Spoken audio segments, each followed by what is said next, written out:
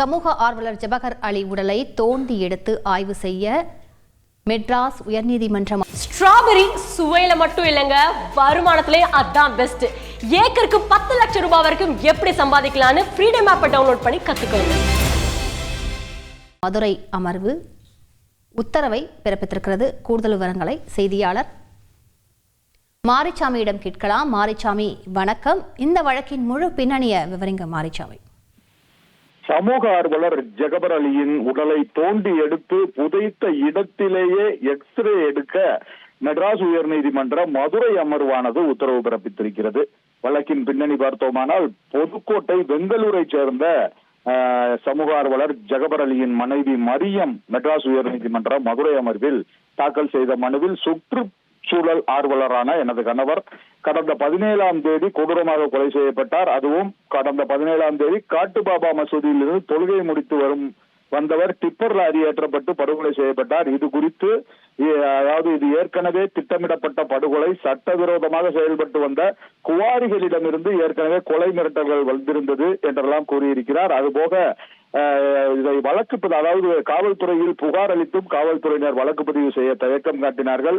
சாலை விபத்தில் எனது கணவர் உயிரிழந்ததாக வழக்கு பதிவு செய்யப்பட்டது. உயிரிழந்த கணவரின் உடல் ஜனவரி 18ஆம் தேதி மாலை 4 மணி அளவில் உடற்கூறாய்வு செய்யப்படாமலேயே செய்யப்பட்டாலும் அறிக்கை தரப்படவில்லை என கூறியிருக்கிறார். அதுபோக உடற்கூறாய்வு சான்றிதழ் 10 நாட்கள் தாமதத்திற்கு பின்பு வழங்கப்பட்டது. முதலில் நடைபெற்ற உடற்கூறாய்வு உரிய விதிகளை பின்பற்றி நடத்தப்படவில்லை என்றெல்லாம் கூறியிருக்கிறார். இந்த வழக்கானது மெட்ராஸ் உயர் நீதிமன்ற மதுரை அமர்வின் நீதிபதி நிர்மல்குமார் முன்பாக விசாரணைக்கு வந்த பொழுது அரசு தரப்பில் உடற்கூறாய்வு செய்த மருத்துவர் ஆஜராகி லாரி ஏறியதில் ஏற்பட்ட எலும்பு முறிவுகளும் உள்ளுறுப்புகளில் ஏற்பட்ட காயமுமே உயிரிழப்புக்கு காரணம் என தெரிவித்தார். அதையடுத்து நீதிபதி லாரி ஏறி இறங்கியதில் ஏற்பட்ட எலும்பு முறிவும் காயமே இறப்பிற்கு காரணம் என்பது அறிக்கையிலும் குறிப்பிடப்பட்டுள்ளது. இந்நிலையில் எக்ஸ்ரே எடுக்க வேண்டியது அவசியம் என்ன, இதனால் இச்சம்பவத்தை அரசியலுக்காகவும் விளம்பரத்திற்காகவும் பயன்படுத்த நேரிடலாம் என கருத்து தெரிவித்தார்.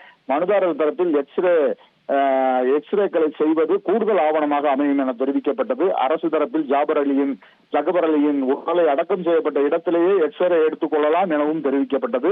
இதையடுத்து நீதிபதி புதுக்கோட்டை மாவட்ட அரசு மருத்துவமனையின் முதல்வர், மருத்துவர்கள், தொழில்நுட்ப பணியாளர்கள், தொழில்நுட்ப கருவிகள் உள்ளிட்ட எக்ஸ்ரே செய்ய தேவையான வசதிகளை செய்து தர வேண்டும். திருமயம் தாசில்தார் முன்னிலையில் போதிய காவல்துறை பாதுகாப்புடன் ஜபகர் அலியின் உடல் புதைக்கப்பட்ட இடம் முழுவதுமாக மறைக்கப்பட்டு எக்ஸ்ரே எடுக்கப்பட வேண்டும்.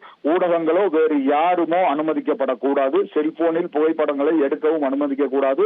உடல் ஸ்கேன் மற்றும் எக்ஸ்ரே செய்யப்படுவது தொடர்பான எந்த புகைப்படமும் விசாரணைக்காக அன்றி வேறு இடங்களில் பகிரக்கூடாது.